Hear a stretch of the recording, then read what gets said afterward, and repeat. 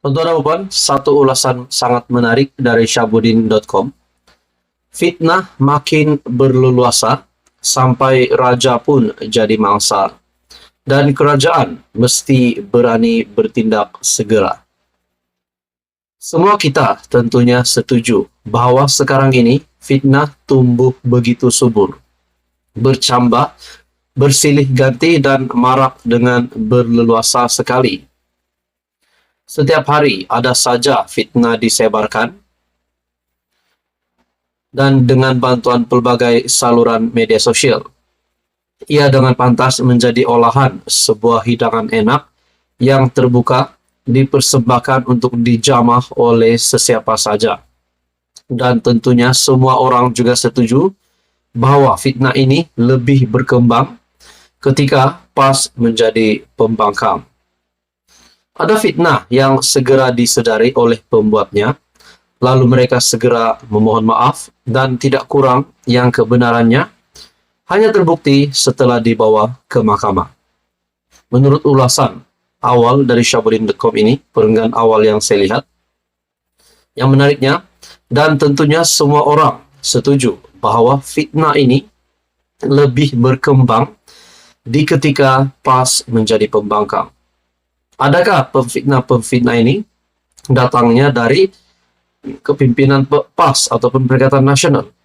Seperti yang kita tahu, Muhammad Sanusi juga terikat ataupun berhadapan dengan dua pertuduhan di bawah akta hasutan. Hadi Awang juga baru-baru ini berkaitan ceramahnya yang menyentuh isu 3R. Dan saudara-saudara, bagi saya ini mungkin adakah kita dapat kaitkan dengan apa yang dinyatakan oleh Syahbudin bahwa fitnah ini berkembang di ketika PAS menjadi pembangkang. Dan melalui tajuk ini saja pun sudah menimbulkan satu sensitivity di mana fitnah makin berleluasa sampai raja pun jadi mangsa. Dan yang keduanya, kerajaan mesti berani bertindak segera.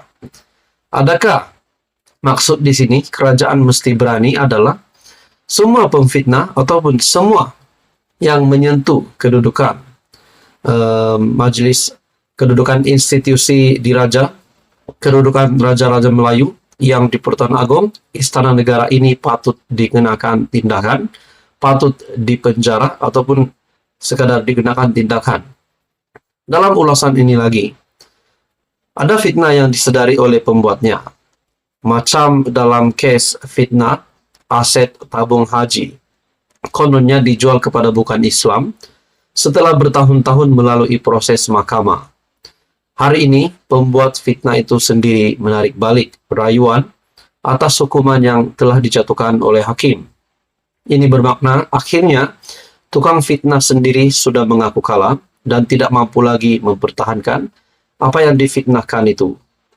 Selepas 2018, di mana PH menjadi kerajaan, ketika itulah bermula pelbagai jenis fitnah tersebar, terutama berkaitan kepentingan Melayu dan Islam.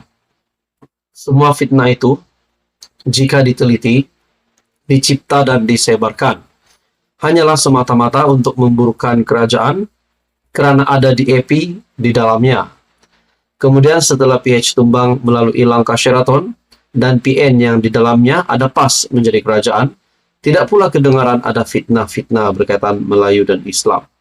Adakah di sini PAS lah yang seperti apa yang dinyatakan ataupun diulas oleh Syahbudin bahwa PAS telah membawa di mana kepimpinan PAS menjadi pembangkang, semua orang setuju bahwa fitnah semakin berkembang. Nah, saudara-saudara, ulasan dari syahbudin.com. Persoalannya, apakah yang perlu dilakukan ataupun apakah yang patut dikenakan kepada pemfitnah-pemfitnah ini? Adakah mereka patut dipenjarakan ataupun patut ditangkap ataupun patut ditahan ataupun dikenakan tindakan yang lain? Tonton ulasan dari syahbudin.com. Fitnah makin berleluasa sampai raja pun jadi mangsa dan kerajaan mesti berani bertindak segera. Halo semua, salam sejahtera Malaysia. Selamat datang ke channel Fels Lifestyle. Tuan-tuan dan puan, selepas kekalahan pilihan raya umum 15, kepada Tun Mahathir Mohamad. Ada yang kata, apa keadaan terkini Mahathir? Ada juga kata yang menjangkakan Mahathir akan bertanding pada pilihan raya negeri, namun itu semua tidak menjadi seperti apa yang kita jangkakan. Ada yang kata Mahathir akan masuk Perikatan Nasional dan akan mendapat slot untuk pilihan raya negeri, namun itu juga tidak menjadi. Ada yang kata apakah yang patut dilakukan Mahathir? Patutkah Mahathir rehat saja dan terus berehat di rumah, tidak perlu lagi untuk masih aktif dalam politik di Malaysia, di samping umur Tun Mahathir yang sudah mencecah 100 tahun. Tuan-tuan dan puan, dalam sebuah artikel dari biharian.com, Proklamasi Melayu, Bukit Aman sekali lagi rakam keterangan Tun Mahathir. Bukit Aman dilaporkan sekali lagi merakam percakapan bekas Perdana Menteri Tun Dr. Mahathir Mohamad berhubung kenyataan beliau sebelum ini mengenai proklamasi orang Melayu. Peguam Muhammad Rafiq Rashid Ali memaklumkan proses rakam percakapan itu dijalankan USJT, Unit Siasatan Jenayah Terkelas, Jabatan Siasatan Jenayah Bukit Aman di Yayasan Al-Bukhari di sini hari ini. Artikel pada 29 Ogos. Beliau yang juga Ketua Penerangan Parti Pejuang Tanah Air Pejuang. Proses terbabit berlangsung selama kira-kira 30 menit bermula jam 3 petang. Ia bagi merakam percakapan Dr. Mahathir berkenaan pembabitannya dalam sebuah program sidang meja bulat proklamasi orang Melayu. Turut dirakam keterangan pada hari ini ialah Datuk Marzuki Yahya, pengerusi Sekretariat Proklamasi Orang Melayu, dan Datuk Seri Khairuddin Abu Hassan, pengerusi Mobilisasi Proklamasi Orang Melayu. Katanya dalam satu rakaman video di laman media sosial. Beliau berkata, Dr. Mahathir menyatakan akan memberi kerjasama penuh kepada pihak polis dan menjawab semua soalan di mahkamah. Setakat ini, pihak Bukit Aman belum mengeluarkan sebarang kenyataan mengenai proses merakam keterangan Dr. Mahathir.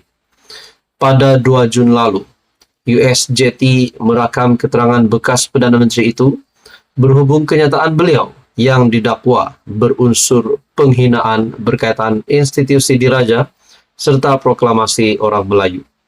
Satu artikel dari biharian.com, Proklamasi Melayu, Bukit Aman, sekali lagi rakam keterangan Tun Mahathir. Teruskan bersama di dalam channel ini untuk info yang seterusnya. Halo semua, salam sejahtera Malaysia. Selamat datang ke channel Ferals Lifestyle. Tonton dan puan, sebelum ini kita mendengar pendedahan dari SPRM berkaitan dengan pembekuan akaun RM 40 juta, di mana terdapat beberapa penahanan dan ada juga senarai yang masih dalam pencarian. Bahkan yang mengejutkan, di dalam senarai ini ada nama Tan Sri dan juga Datuk Seri. Akhirnya saudara-saudara, dalam sebuah pendedahan SPRM sebelum ini berkaitan dengan pembekuan akaun RM 40 juta dan juga berkaitan dengan dana syarikat judi yang membiayai kempen parti pada pilihan raya umum ke-14, pilihan raya umum ke-15, serta pilihan raya negeri 6 negeri yang baru-baru ini dilaksanakan. Akhirnya hari ini pula terdapat satu lagi pendedahan baru. Kali ini bukan RM 40 juta. Kali ini satu artikel dari Utusan Malaysia mengesahkan lagi akaun RM 50 juta dibekukan. Di sini masih terletak tanda tanya. Siapakah akaunnya yang dibekukan? Di mana artikel ini mengesahkan akaun 50 juta dibekukan. Adakah di dalam senarai yang dikeluarkan di mana 14 penahanan itu termasuk Datuk Seri dan Tan Sri Adakah juga termasuk Tan Sri Muhyiddin Yassin, Tan Sri Abdul Hadi Awang, ataupun mungkin kepimpinan PN yang lain, ataupun mungkin Tun Mahathir? Itu semua menjadi persoalan.